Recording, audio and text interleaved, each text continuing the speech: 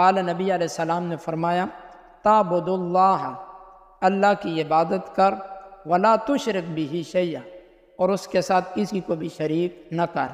Number 2 وتقیم الصلاۃ المکتوبۃ، فرض نمازوں کی ادائیگی کر۔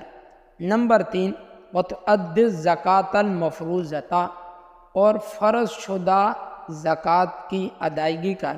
وتصوم رمضان، اور رمضان کے روزے رکھ۔